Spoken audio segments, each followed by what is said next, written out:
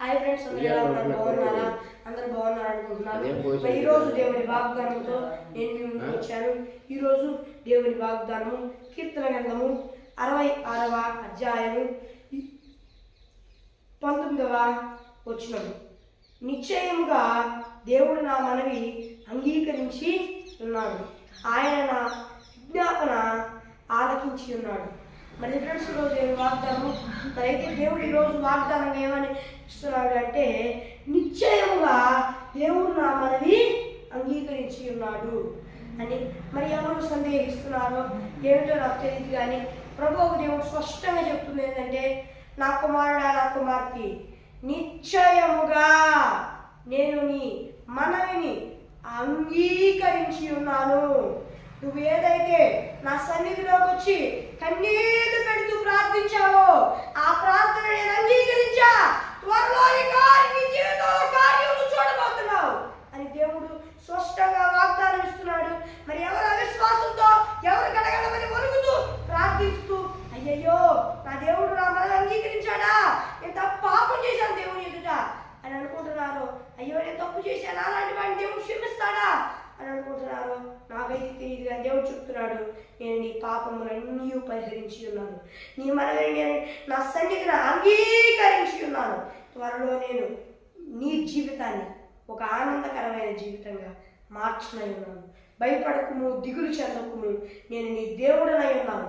నేను సర్వశక్తి కలిగిన ప్రభువు యెహోవాను, నేను నీకు తోడయుందును, నీ దేవుడనై ఉన్నాను. నేను నీ పక్షం నుండి సకల విషయములలో సహాయం చేయుటకై నీకు ముందుగా నేనే వెళ్ళి నీకు ముందుగా నా దూతను పంపి నేను నీకు తోడుగా ఉండేదను.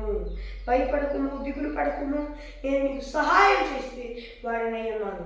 నేనే నిజ ప్రభు, నిజమైన దేవుడు నాకు యెహోవాను అని దేవుడు సెలవిస్తున్నాడు. ఫ్రెండ్స్, మరి ఎవరు భయపడి వణుకుతున్నారో, కిడగడమని వణుకుతున్నారో నాకైతే తెలియదు, కానీ భయపడవాకండి, దిగులు పడవాకండి. దేవుడు చెప్తున్న మాట, నిశ్చయంగా నేను మీ మనవి అంగీకరించుకున్నానని. దేవుడు మీ మనవిని అంగీకరించుకున్నాడు అంట. మరి ఎవరు కూడా భయపడవాకండి. అయితే సాతానుడు అపనమ్మకం పుట్టిస్తూ ఉంటాడు. ఆ అపనమ్మకాన్ని అస్సలు నమ్మవాకండి. సాతానుడి మాట నమ్మక దేవుని అందు నమ్మిక ఉంచండి. దేవుడు చెప్తున్నాడు, నేను నీ మనవి అంగీకరించానని. దేవుడు మీ మనవిని అంగీకరించి ఉన్నాడంట. మరి ఎవరు నమ్ముతున్నారో నాకైతే తెలియదు, కానీ వనగవాకండి. దేవుని మీద అవిశ్వాసంతో దేవుడు మీ మనవిని అంగీకరించాడంట. సాతానుగాడి మాటకి లోబడక దేవుడు చెప్తున్న మాట నమ్మండి. ఈరోజు దేవుడు సెలవిస్తున్నాడు ఏమనంటే, నా కుమారుడా, నా కుమార్తె, నేను నిశ్చయముగా నేను నీ మనవిని అంగీకరించి ఉన్నానని. ఎవరు భయపడక చెప్పాలండి.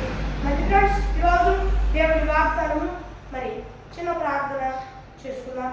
పరలోకమందున దేవా, ఈ పరిస్థితికి విరోధంగా రూపింపబడే ప్రతి ఒక్క సైతాను గాడిని యేసు నామములో లైఫ్స్తున్నాం. దీని బిడ్డలతో సూటిగా స్పష్టంగా మాట్లాడిన వేలాది కోట్ల స్తుతులు, స్తోత్రాలు. ప్రతి ఒక్క దుష్టుని లైఫ్ పరుస్తున్నాం దేవా. యేసయ్య నాయన, దీని బిడ్డలందరూ తీర్పులో కొన్న వారందరూ నేను నమ్ముకొని మారును శుభచేతం పొందుకొని బాప్తిజం తీసుకొని రక్షణ పొందుకొని నీ ఆత్మ పొందుకొని నీ ఆత్మ అభిషేకం పొందుకొని సాయం చేయ నాయన. ప్రతి ఒక్క దుష్టుని పరిచి సహాయం చేయ నాయన. యేసయ్య, ఒకదాన్ని పొందుకొని కూడా దారి తప్పితే మరలా మారును శుభచేతం పొందుకొని దేవ రక్షణ పొందుకొని నీ ఆత్మను పొందుకొని నీ ఆత్మ అభిషేకం పొందుకునేందుకు సహాయం చేయ. ప్రతి ఒక్క దుష్టుని పరిచి సహాయం చేయమని వేడుకుంటూ యేసు నామములో నడుచున్నాను. నాకు ఎవరిలోకమందున అత్తరమేను.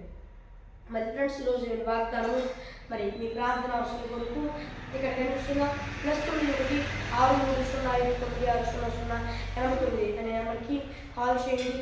మరి ఒకసారి ఇంగ్లీష్లో చెప్తాను, +91 6305960089 అనే నెంబర్కి కాల్ చేయండి.